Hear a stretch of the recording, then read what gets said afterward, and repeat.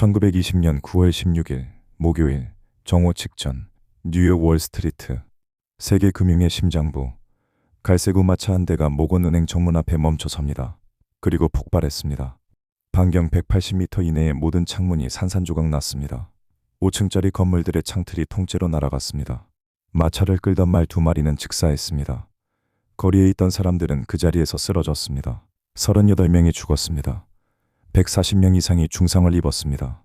300명 넘는 사람들이 크고 작은 부상을 당했습니다. 미국 역사상 그 시점까지 가장 많은 사람이 죽은 테러 공격이었습니다. 그리고 일주일 후 수사가 종료되었습니다. 범인은 잡히지 않았습니다. 100년이 지났습니다. 지금도 잡히지 않았습니다. 안녕하십니까? 저는 닥터 코르보입니다. 오늘은 미국 역사에서 가장 조용히 잊혀진 테러 사건에 대해 이야기해 보겠습니다. 잊혀졌다는 표현이 이상하게 느껴지실 수 있습니다. 38명이 죽은 사건이 어떻게 잊혀집니까? 그런데 잊혀졌습니다. 아주 철저하게. 그리고 그 망각의 방식이 어쩌면 폭탄 자체보다 더 기이한 이야기일 수도 있습니다. 먼저 1920년에 미국이 어떤 곳이었는지부터 말씀드려야 합니다. 이 배경을 모르면 이 사건이 왜 그렇게 빠르게 진행되었는지, 그리고 왜 그렇게 빠르게 잊혀졌는지를 이해하기 어렵습니다. 1917년 러시아에서 볼셰비키 혁명이 성공했습니다. 미국 지배층은 공황 상태에 빠졌습니다. 공산주의가 대서양을 건너오면 어떡하느냐는 공포가 사회 전체를 뒤덮었습니다. 이것을 역사에서는 레드 스퀘어, 붉은 공포라고 부릅니다. 1919년에는 시애틀에서 총파업이 일어났습니다. 보스턴에서는 경찰이 파업했습니다. 그리고 그해 봄, 무정부주의자들이 만든 편지 폭탄이 전국의 정치인과 기업인들에게 배달되기 시작했습니다. 4월에는 조지아 주지사 관저로, 5월에는 뉴욕, 필라델피아, 톨레도 등 여러 도시로 동시에, 6월에는 법무장관 팔머의 집 앞에서 폭탄이 터져 팔머 가족이 부상을 입었습니다. 미국 전체가 날이 서 있었습니다. 누군가가 우리를 무너뜨리려 한다는 감각. 그 감각은 합리적 판단보다 훨씬 빠르게 움직였습니다. 이 분위기 속에서 1920년 9월 16일이 왔습니다. 그날 아침 월스트리트는 평소와 다르지 않았습니다. 은행원들이 출근했고 거래가 시작되었고 점심시간이 다가오면서 건물 안에 사람들이 하나둘 밖으로 나오기 시작했습니다. 목요일 9월의 뉴욕, 특별할 것이 없는 하루였습니다. 그 거리에 있던 사람들을 잠깐 생각해 보십시오. 은행 서류를 들고 점심을 먹으러 나오던 직원들, 근처 건물에서 일하던 노동자들, 그냥 지나가던 통행인들, 그 중에는 10대 소년도 있었습니다. 그들은 그날 아침에 일어나서 밥을 먹고 옷을 입고 출근했습니다. 그것이 그들의 마지막 아침이 될 줄 모르고 정오 직전 갈색 우마차 한 대가 모건은행 정문 앞에 섰습니다. 마차 안에는 약 45kg 분량의 다이너마이트와 수백 개의 철조각이 실려 있었습니다. 그리고 시계 메커니즘으로 작동하는 것으로 추정되는 폭발 장치가, 폭발은 순식간이었습니다. 5층 건물들의 창틀이 통째로 뽑혀 날아갔습니다. 면화거래소 건물 정면이 붕괴 직전까지 무너졌습니다. 트리니티 처치 위의 벽돌들이 비처럼 쏟아졌습니다.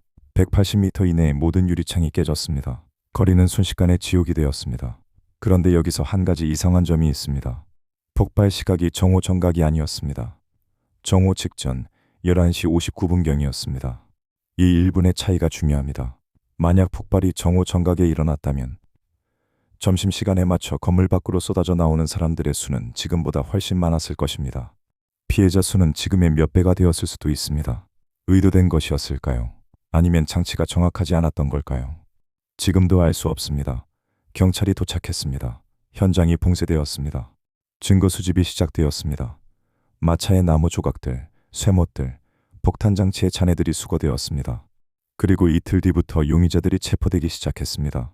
무정부주의 성향의 인쇄공들, 이탈리아계 이민자 노동자들, 철도 파업 주도자들, 러시아 볼셰비키 주의자로 의심받는 인물들 모두 석방되었습니다. 증거가 없었습니다.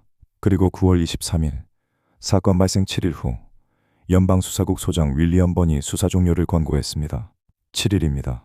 38명이 죽은 사건의 수사가 7일 만에 끝났습니다. 공식 이유는 진행 가능한 수사 선로 없음이었습니다. 대단히 간결한 결론이었습니다. 이제부터가 진짜입니다. 마차의 출처를 추적하는 과정에서 수사관들은 이상한 사실을 발견했습니다. 그 마차가 어디서 왔는지 정확히 알 수 없었습니다. 대여 기록이 없거나 분실되어 있었습니다. 마차 소유자도 특정되지 않았습니다. 뉴욕 경찰청 기록에는 갈색 우마차, 목재로 보이는 박스 시름이라고만 적혀 있었습니다. 세계에서 가장 바쁜 도시 뉴욕의 한복판에 마차 한 대가 나타났다가 폭발했는데 그 마차가 어디서 왔는지 아무도 몰랐습니다. 폭탄 장치의 기술 수준도 수사관들을 당혹스럽게 했습니다. 45kg의 다이너마이트를 정확한 시간 설정으로 폭발시키는 것은 아무나 할 수 있는 일이 아니었습니다. 광산 노동자나 건설 현장 경험자 혹은 군사훈련을 받은 사람이거나 유럽에서 이런 기술을 익힌 사람이어야 했습니다. 상당한 수준의 전문 지식이 필요한 작업이었습니다. 그렇게 정교한 폭탄을 만든 사람이 100년 넘게 적발되지 않았습니다. 그런데 수사의 기이함은 여기서 끝이 아닙니다. 보통 테러 사건에는 요구 사항이 있습니다. 우리가 이것을 했다. 이것을 요구한다. 이것을 받아들이지 않으면 다음에도 한다. 그것이 테러의 논리입니다. 그런데 이 사건에서는 아무런 요구가 없었습니다. 성명서도 없었습니다. 선언문도 없었습니다. 더 이상한 것은 그 어떤 단체도 이 사건의 책임을 주장하지 않았다는 점입니다. 당시 활동하던 무정부주의 단체들도 볼셰비키 조직들도 급진적 노동단체들도 아무도 우리가 했다고 말하지 않았습니다. 잠깐, 뭔가 이상합니다. 테러는 대부분 메시지를 전달하기 위해 저질러집니다. 세상에 자신들의 존재와 분노를 알리기 위해. 그런데 이 사건의 범인들은 가장 큰 테러를 저지르고 완전한 침묵을 선택했습니다. 38명을 죽이고 아무 말도 하지 않았습니다. 왜일까요? 이 질문의 답을 찾기 전에 먼저 당시 언론이 어떻게 반응했는지를 보십시오. 사건 당일 저녁 신문들은 일제히 무정부주의자들의 미국 공격이라는 제목을 달았습니다. 다음 날도 비슷했습니다. 범인을 추적한다는 기사들이 쏟아졌습니다. 그리고 3일 후 수사 종료라는 기사가 났습니다. 일주일 후에는 거의 기사가 없었습니다. 미국 역사상 가장 많은 사람이 죽은 테러 공격이 일주일 만에 신문에서 사라졌습니다. 그리고 그 이후로 이 사건은 미국 대중의 기억에서 천천히 그러나 완전하게 지워졌습니다. 1930년대에는 대공황이 모든 것을 덮었습니다. 1940년대에는 제2차 세계대전이 왔습니다. 그리고 1950년대 이후 이 사건은 미국 문화에서 거의 언급되지 않는 사건이 되었습니다. 증거들은 어떻게 되었을까요? 1920년대에 경찰청에 보관되어 있던 증거들은 1930년대와 1940년대를 거치면서 행방불명이 되었습니다. 어디에 있는지 아무도 몰랐습니다. 그러다 1970년대에 창고에서 일부가 재발견되었습니다. 부분적으로만. 폭탄 장치의 핵심 부품들, 시계 메커니즘으로 추정되는 부분들은 이미 분실되거나 파괴된 뒤였습니다. 증거는 물리적으로 존재했습니다. 다만 수십 년 동안 창고 어딘가에 방치되어 있었을 뿐입니다. 아무도 찾으려 하지 않았기 때문에 이 지점에서 모든 것이 뒤집힙니다. 우리는 지금까지 이 사건을 미해 결범죄로 이야기했습니다. 범인을 못 잡은 안타까운 사건으로. 그런데 실제로는 그것이 아닐 수 있습니다. 이것은 처음부터 제대로 수사하지 않은 사건일 수 있습니다. 생각해 보십시오. 수사기간이 7일이었습니다. 7일 만에 진행 가능한 선로 없음이라는 결론을 내렸습니다. 초기 수사는 처음부터 이탈리아계 무정부주의자라는 등식에 고정되어 있었습니다. 증거 기반의 수사 방법론이 아니라 결론을 먼저 정해두고 그것에 맞는 용의자를 찾는 방식이었습니다. 그리고 그 용의자들이 모두 석방되자 수사는 그냥 멈췄습니다. 당시 법무장관 팔머는 전국적으로 무정부주의자와 공산주의자 색출에 혈안이 되어 있었습니다. 이른바 팔머 레이드라고 불리는 대규모 검거 작전을 지휘하던 인물이었습니다. 그의 정치적 의지에 맞는 방향으로 수사가 흘러갔고 그 방향으로 증거가 나오지 않자 수사가 종결되었다는 해석도 있습니다. 물론 이것은 확인된 사실이 아닙니다. 공식 기록에는 이 부분이 없습니다. 없다란 것 자체가 의미심장할 수 있지만 그것만으로 단정할 수는 없습니다. 그렇다면 범인은 누구였을까요? 가장 유력하게 거론된 것은 이탈리아계 무정부주의 그룹입니다. 구체적으로는 루이지 갈레안이라는 인물을 중심으로 형성된 조직의 연관성이 지목되었습니다. 갈레아니 그룹은 폭탄 제조 능력이 있었고 1919년 편집폭탄 사건과도 연루된 것으로 의심받았습니다.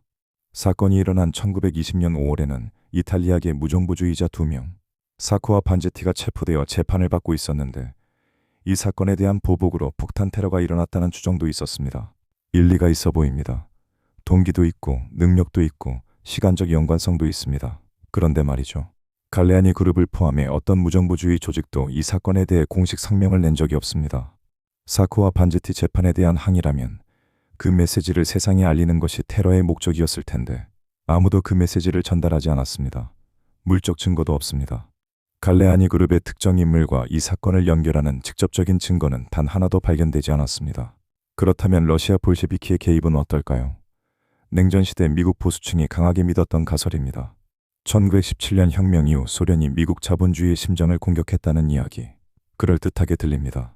시대적 배경과도 맞아떨어집니다. 그런데 말이죠. 러시아 기록 어디에도, 소련 문서 어디에도 이 사건과 관련된 내용이 발견된 적이 없습니다. 냉전이 끝나고 소련 문서들이 일부 공개되었을 때도 마찬가지였습니다. 이것은 냉전 시대의 공포가 만들어낸 가설에 가깝습니다. 그렇다면 급진적 노조원이나 소수의 극단주의자 그룹이었을까요? 폭탄 제조의 기술 수준이 높다는 점, 사전 경고가 없었다는 점, 이후 완전한 침묵을 유지했다는 점을 고려하면 대규모 조직보다는 소수 정예 그룹의 행동이었을 가능성도 있습니다. 대규모 조직이었다면 누군가 한 명쯤은 말을 했을 것이라는 논리입니다. 일리가 있어 보입니다. 그런데 말이죠. 그 소수 정예 그룹이 누구인지, 어디서 왔는지, 왜 아무 말도 하지 않았는지 지금까지 단 하나의 단서도 없습니다. 범인의 범주를 좁히는 것처럼 보이지만 실제로는 아무것도 좁혀지지 않았습니다. 모든 가설이 이렇습니다. 그럴듯하게 시작해서 결정적인 순간에 증거가 없습니다.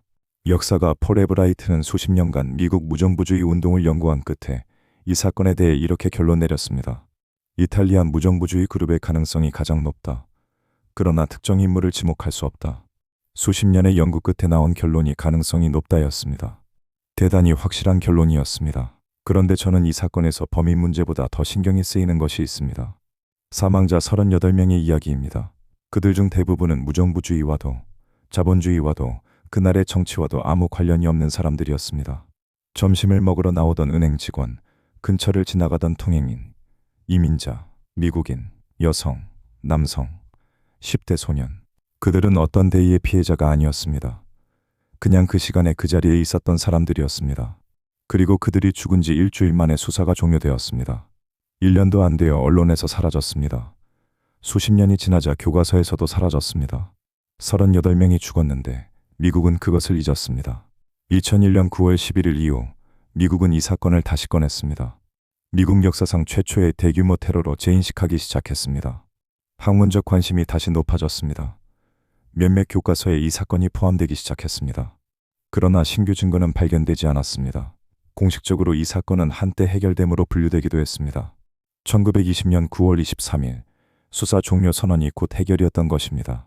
범인을 잡은 것이 아니라 더 이상 수사하지 않겠다는 결정이 해결이었습니다.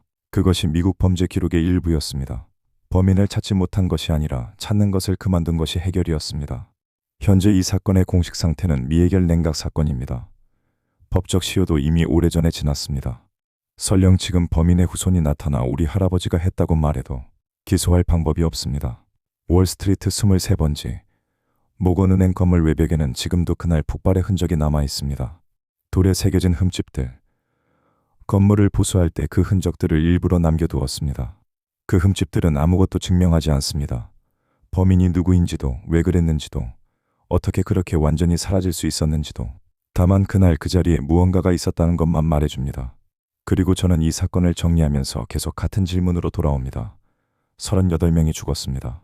그 중에는 아침에 아내에게 잘 다녀오겠다고 인사하고 나온 사람도 있었을 것입니다. 동료들에게 오늘 점심 뭐 먹냐고 물어보던 사람도 있었을 것입니다. 그냥 지나가던 길이었던 사람도 있었을 것입니다. 그들은 돌아오지 못했습니다. 그리고 그들을 그렇게 만든 사람이 누구인지 우리는 100년이 지난 지금도 모릅니다. 모른다는 것이 이 사건의 결론이 아닙니다. 모른다는 것이 이 사건의 상태입니다. 그리고 그 상태가 100년 넘게 유지되고 있다는 것이 어쩌면 이 사건에서 가장 무거운 사실일 수 있습니다. 저는 닥터 코르보였습니다. 이런 이야기가 더 궁금하시다면 구독을 눌러주십시오. 저는 도망가지 않습니다. 다만 수백 년을 살다 보니 좀 느릴 뿐입니다.